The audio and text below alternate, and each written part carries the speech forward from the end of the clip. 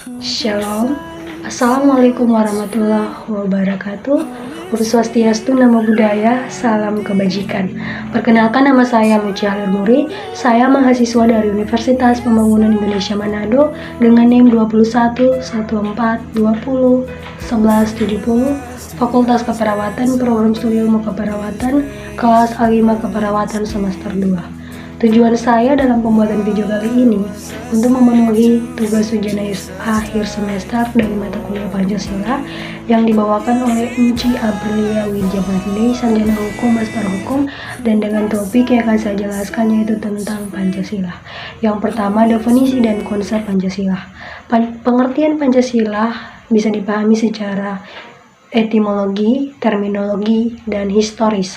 Secara historis, pengertian Pancasila bahkan sudah ada sejak zaman Kerajaan Majapahit. Berikut pengertian Pancasila, yaitu yang pertama, pengertian Pancasila secara etimologi. Yang mana secara etimologis, Pancasila berasal dari bahasa Sanskerta yang terdiri dari dua kata, panca dan sila. Panca berarti 5 dan sila berarti dasar. Sila juga diartikan sebagai aturan yang melatar belakangi perilaku seseorang atau bangsa, kelakuan atau perbuatan yang menurut adab atau sopan santun, akhlak, dan moral. Yang kedua, pengertian Pancasila secara terminologi, yang mana secara terminologi Pancasila dapat diartikan sebagai 5 prinsip dasar negara. Yang ketiga, pengertian Pancasila secara historis, yang mana pengertian Pancasila secara historis berarti perumusan Pancasila sebagai dasar negara tidak terlepas dari sejarah perjuangan bangsa Indonesia untuk merebut kemerdekaan. Yang kedua, Pancasila dalam sejarah negara Republik Indonesia, yaitu yang pertama, Pancasila era prakemerdekaan. Asal mula Pancasila secara budaya menurut Sunoto pada tahun 1984 melalui kajian filsafat Pancasila menyatakan bahwa unsur-unsur Pancasila berasal dari bangsa Indonesia sendiri. Walaupun secara formal Pancasila baru menjadi dasar negara Republik Indonesia pada tanggal 18 Agustus 1945, namun jauh sebelum tanggal tersebut, bangsa Indonesia telah memiliki unsur-unsur Pancasila dan bahkan melaksanakan di dalam kehidupan mereka.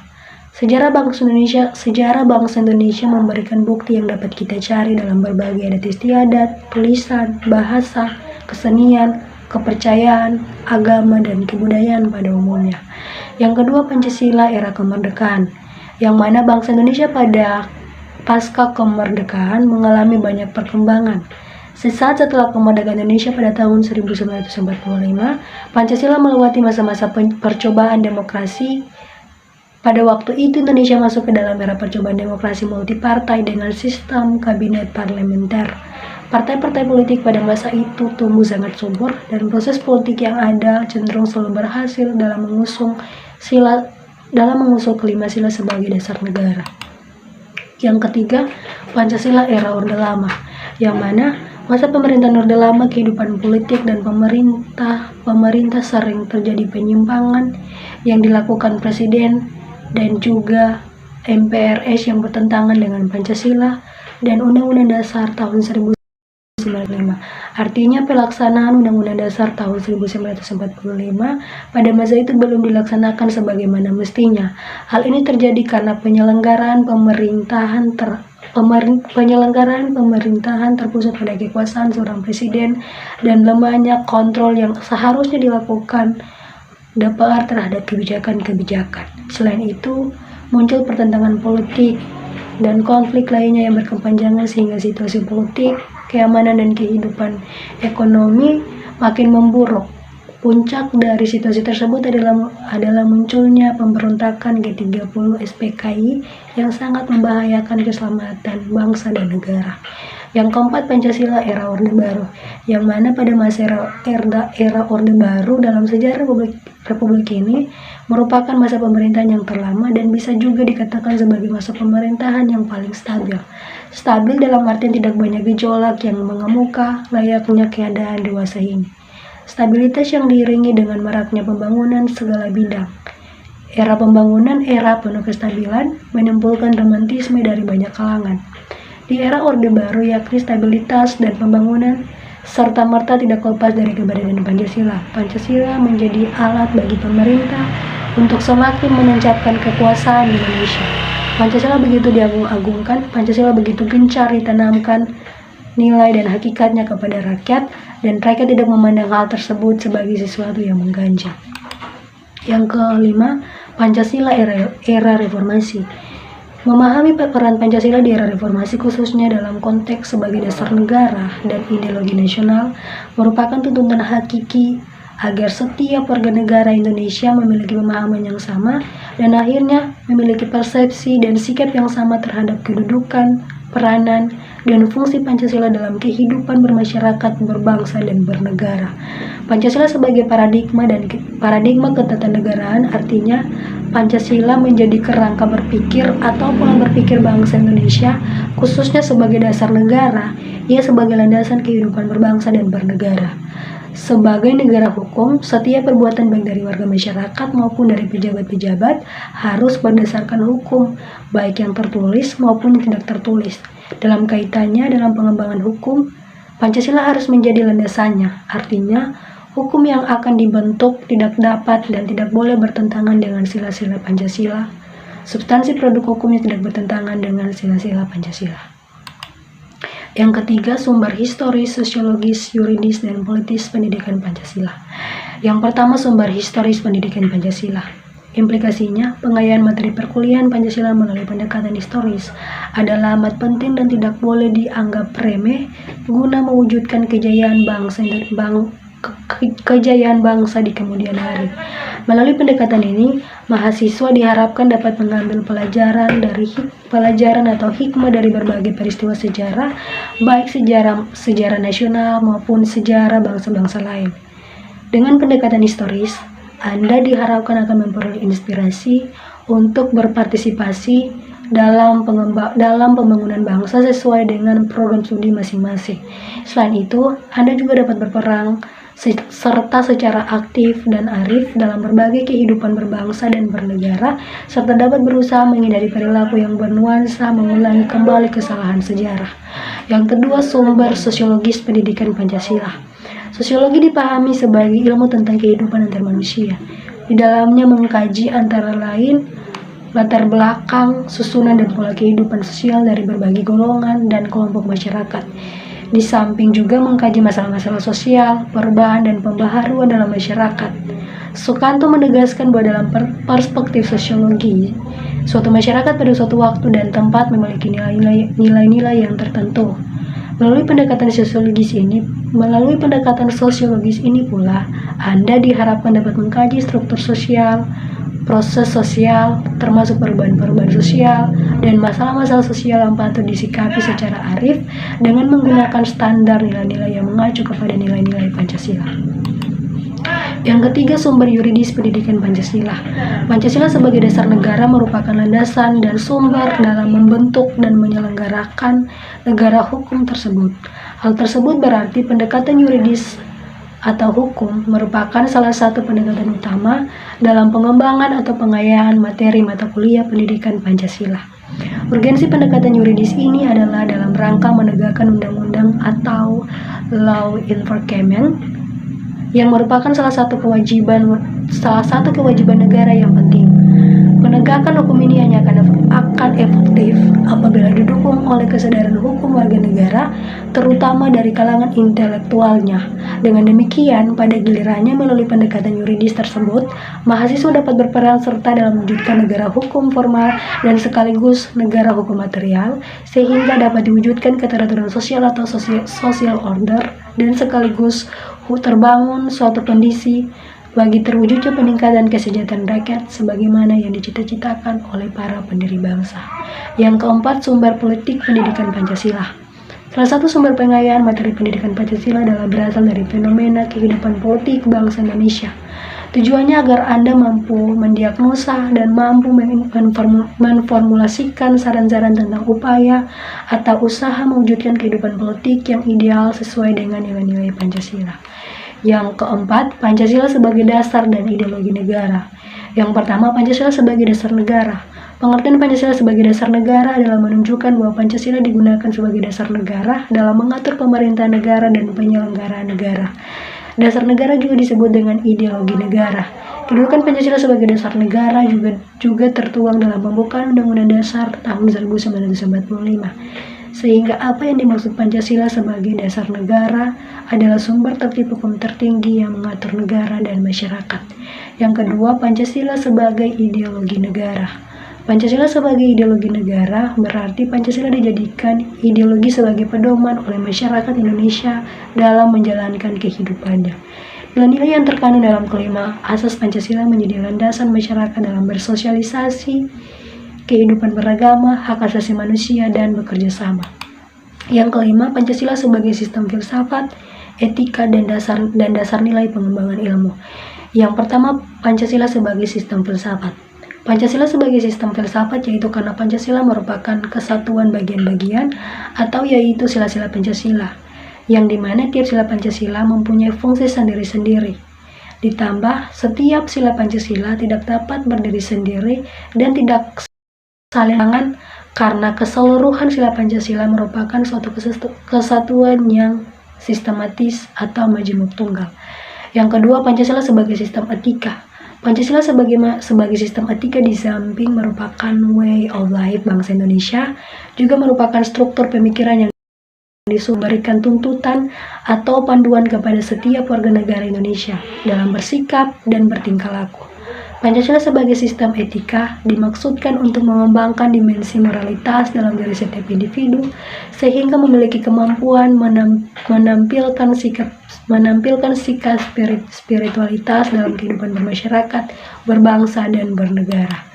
Yang ketiga, Pancasila sebagai sistem dan dasar nilai pengembangan ilmu. Pancasila sebagai dasar nilai pengembangan ilmu untuk masa depan memiliki beberapa pengertian, yaitu yang pertama, bahwa setiap ilmu pengetahuan dan teknologi yang dikembangkan di Indonesia harus didasarkan pada nilai-nilai Pancasila. Yang kedua, bahwa nilai-nilai Pancasila mampu mengendalikan iptek agar tidak keluar dari cara berpikir dan cara bertindak bangsa Indonesia.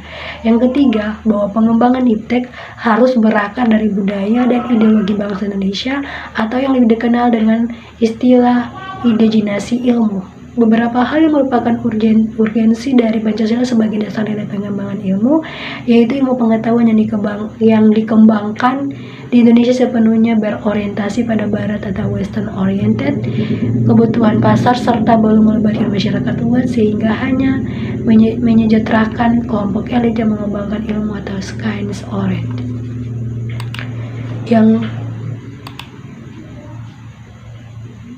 Yang keenam, latar belakang lahirnya era reformasi.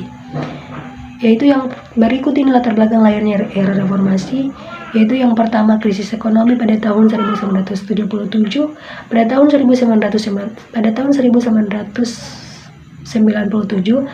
beberapa negara di kawasan Asia terkena dampak terhadap krisis ekonomi global. Krisis tersebut diperparah dengan kepanikan masyarakat yang melihat keterpurukan nilai rupiah dan berlomba-lomba menukarkan rupiah dengan dolar. Demonstrasi massa akhir era Orde Baru ditandai dengan kerusuhan massa dan protes-protes mahasiswa di jalan-jalan. Mahasiswa dan masyarakat yang menuntut agar Soeharto mundur dari jabatannya sebagai Presiden Indonesia berhasil pada bulan Mei tahun 1998.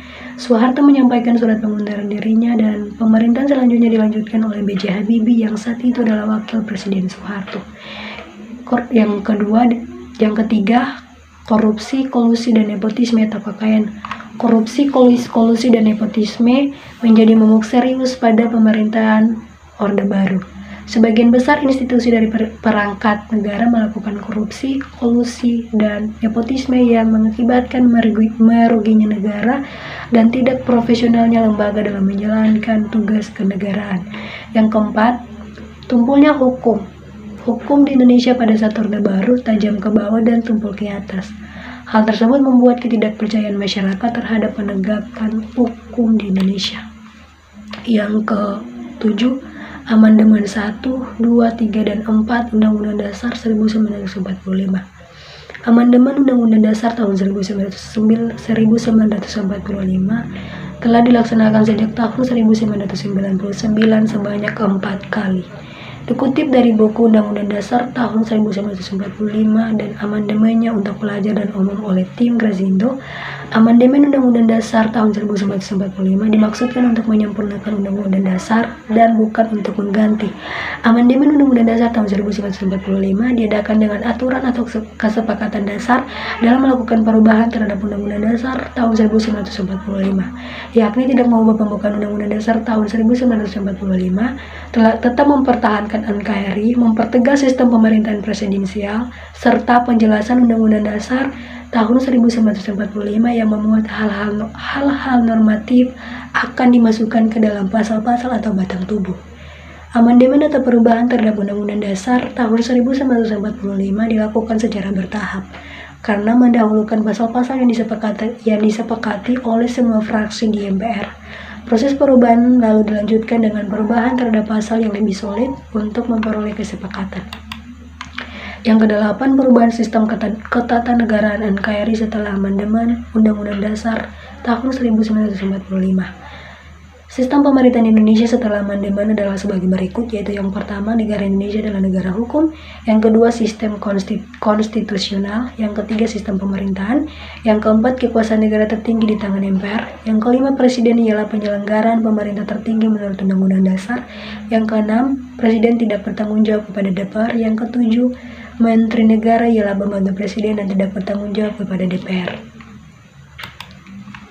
Yang kesembilan, implementasi sila ke-1, sila ke-2, sila ke-3, sila ke-4, dan sila ke-5 dalam aspek kehidupan berbangsa. Pancasila sebagai dasar negara memiliki kedudukan yang sangat mendasar bagi bangsa Indonesia. Pancasila dalam lintasan sejarah telah ada bahkan sebelum Indonesia menjadi negara kesatuan. Pancasila sebagai filsafat yang bermakna sebagai pandangan hidup, sumber dari segala sumber hukum. Kelima, sila Pancasila mempunyai nilai-nilai yang baik untuk diaplikasikan dalam kehidupan bermasyarakat. Antara lain, yang pertama, sila ketuhanan yang Maha Esa, yang mana yaitu yang pertama, saling menghormati kebebasan dalam menjalankan ibadah sesuai agama serta kepercayaan masing-masing. Yang kedua, tidak memaksakan suatu agama atau kepercayaan kepada orang lain. Yang kedua, sila kemanusiaan yang adil dan beradab, yang mana senantiasa menjaga kesopanan dan budi pekerti kita dalam berbagai kondisi terhadap orang lain. Yang kedua, tidak bertindak sesuka hati kepada orang lain. Yang ketiga, sila persatuan Indonesia, yaitu yang pertama, cinta tanah air, bangsa, dan negara. Yang kedua, mengutamakan kepentingan yang bersifat umum atau orang banyak dibanding kepentingan pribadi. Yang keempat, sila kerakyatan yang dipimpin oleh hikmat kebijaksanaan dalam permusyawaratan perwakilan, yaitu yang pertama, tidak memaksakan kehendak orang lain, dan yang kedua, menghormati keputusan yang diambil berdasarkan hasil musyawarah demi kepentingan bersama. Yang kelima, sila keadilan sosial bagi seluruh rakyat Indonesia, yaitu yang pertama, meningkatkan kepekaan sosial dengan mengadakan kegiatan yang dapat membantu sesama seperti gotong royong, donor darah, dan lain sebagainya. Dan yang kedua, tidak mengganggu orang lain dengan apapun yang kita lakukan. Nah teman-teman, itu merupakan presentasi singkat dari saya tentang Pancasila, tentang peranan Pancasila dan bagaimana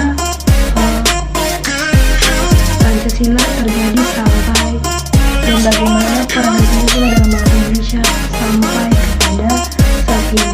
Dan semoga apa yang saya sampaikan bisa bermanfaat bagi teman-teman mendengarkan maupun bagi kita semua. Dan dari saat ini saya akan mempromosikan di kampus Universitas Manado, dan saya akan membagikan sebuah video.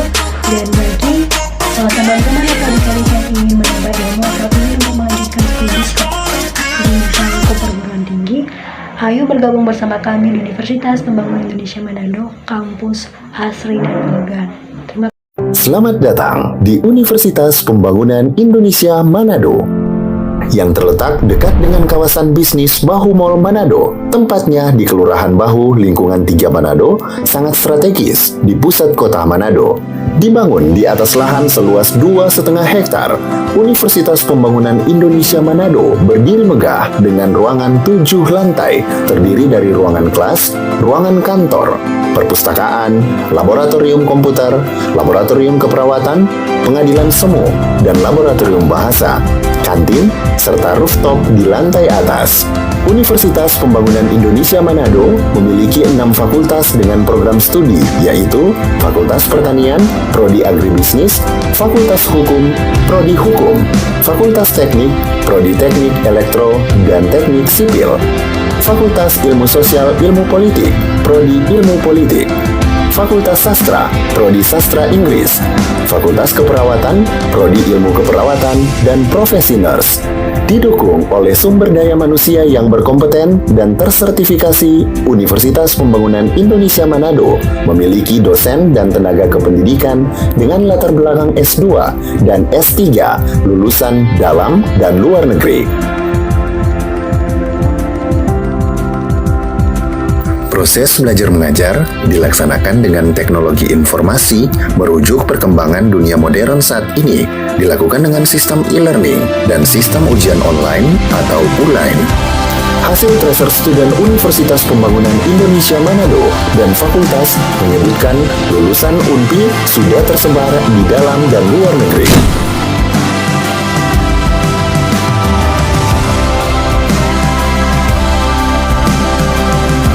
Selamat bergabung putra-putri terbaik bangsa.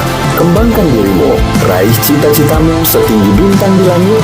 Kami siap menghasilkan generasi terbaik dan pemimpin di masa depan.